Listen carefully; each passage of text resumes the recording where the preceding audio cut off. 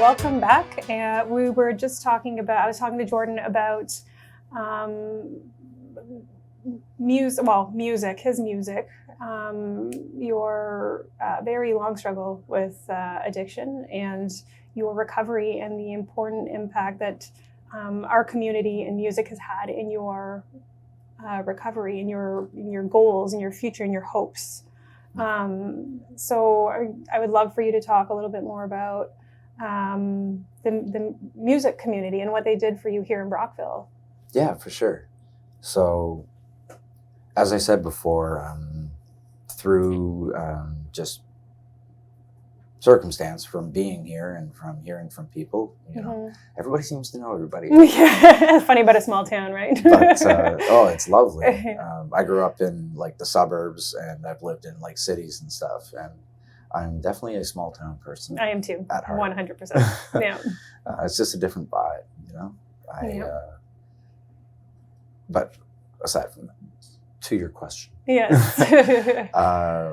I was encouraged to go to the living room sessions thrown by Live from the Mic, which I don't know their organizational structure or whatever. But I would say that it's Kelly Benish, Amanda Keeley, Mark Lloyd, her Amanda's partner, Mark Lloyd, and just a group of musicians. Local to Brockville, local to the area. In the area. They're phenomenal musicians. Phenomenal musicians, incredibly talented, so passionate, so unique and original, and so welcoming.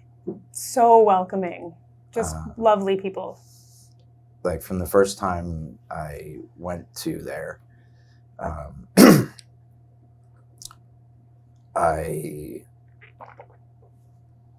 I just felt this connection, and like being in, and I guess the term recovery is the term that we use, but it's funny because to recover something means, you know, to find something that was lost, or to recover from an illness or something like that. But it's interesting. I feel like what's happened to me has been more than a recover, like a process of recovering something. It's been like a transformation almost. Metamorphosis. Yes, exactly. And a lot of it started there. I mean, I came here, I was in treatment. I was looking for a place to go to just play music, and I found them.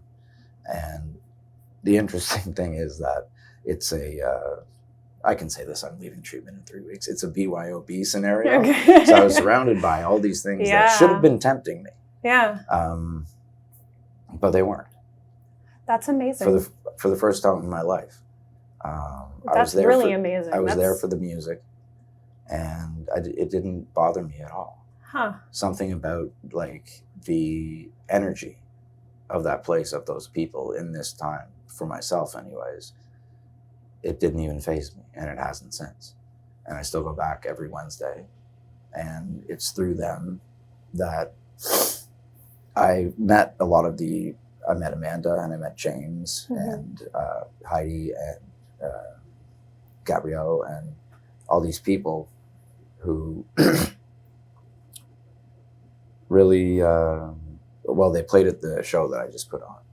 And initially, the idea for the show that I had was going to be like joint with them, if I could get their band, and somehow like do something like that and have it be a fundraiser for something to do with the reason I'm here. And like all these different threads were sort of just floating around in my head, and the way they ended up tying themselves together was just incredible. Like the suggestion to do it for the charity, the Birdsong New Music Foundation, which is a charity that helped me out when I was in Ottawa. I was staying at the Mission, and I had done some work with them previously. To explain their whole story would take a long time. Okay. But it's fair to say that the founder and I have formed a pretty close friendship. She founded the Birdsong Foundation in honor of her son, David Martin. who unfortunately lost his struggles with addiction and mental health issues. Something that's happening. Something that is A happening. lot now. Like, Yeah. Probably more than ever, really, with the way the opiate crisis is playing out, right? And the how easy it is to access that stuff, and how dangerous it is, and how I think there's a serious lack of awareness of just how insanely dangerous that it can be, right? There's and it's and I think too a misunderstanding of what addiction is as well, and what that struggle feels like or looks like. Yeah. And very how much. powerful it can be, right? Yeah. There's still very much a lot of, for lack of a better term, stigma attached to the word addiction and to people who struggle with it. Yeah. I personally, I've found that in order to be true to who I am, like talking about it and being honest about it, and again, like you said early in our conversation earlier, like doing the thing that you're afraid of, doing it anyway, and regardless of what, say, other people may think of me or where I've been or what I've been through.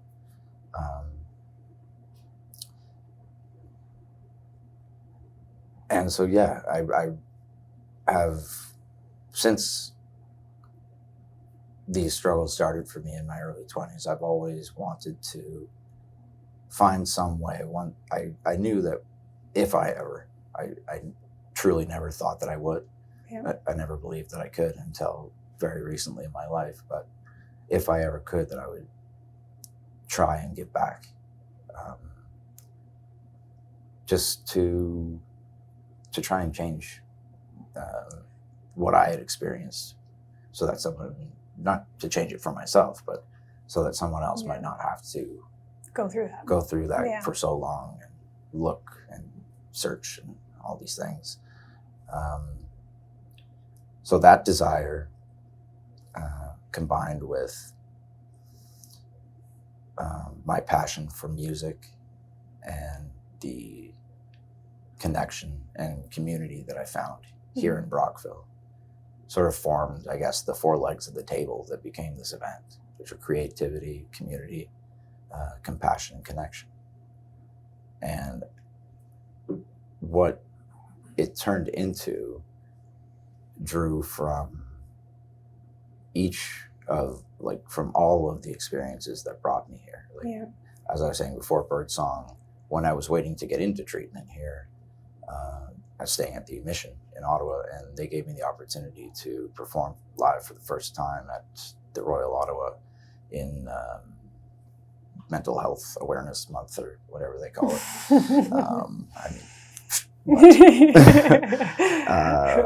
But doing that, it lit up something inside of me that gave me just like the faintest little bit of hope. And then when I came here, it's as if like the community here just ignited something. Yeah.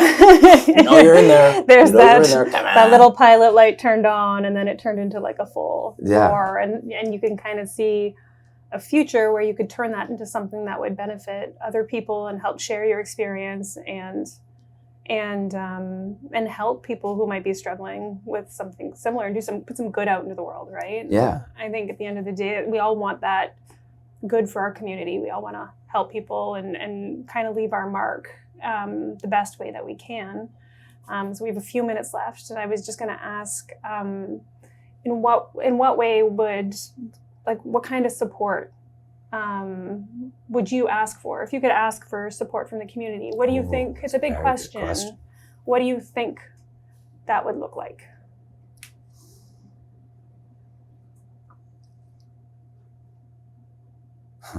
Well, I think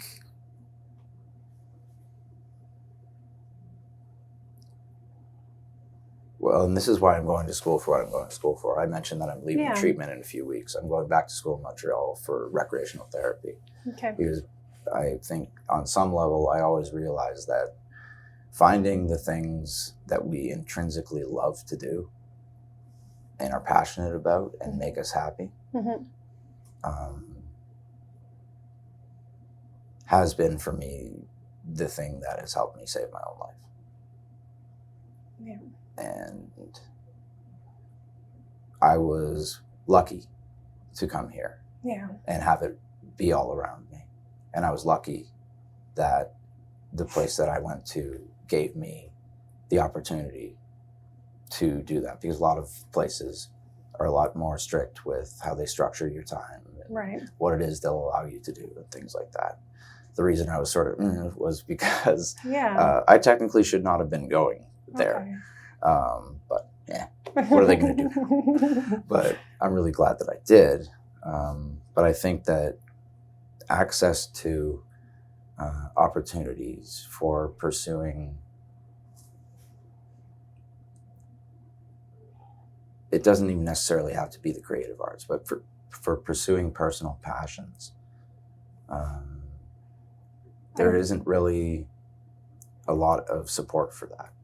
There really isn't. And I remember when I was in high school, you know, for us it was, oh, you're graduating high school, next it's going to be university, then it's going to be a career, you're going to get married and have kids, and it was kind of all mapped out, right? And there's kind of very little room in there when you have your whole life kind of planned out. And so I think if, you know, communities could kind of just open up that space for people to be who they are and to explore the things that interest them and to pursue things that they can feel passionate about, there would be a lot less misery, I guess. People would just be happier. People would learn to it's okay to grow, right? Like, it's okay. Yeah, and I think, like you make a very good point, like bringing it, like, it was never encouraged when I was younger either. Yeah. I mean, yes, I was encouraged to play music and stuff like that, but to really connect with who I am and to decide for myself what I wanted to do with my life, it was like, no, this is what you do. Yeah, exactly. So this is how you become who you're going to be. Strip off those expectations, eh?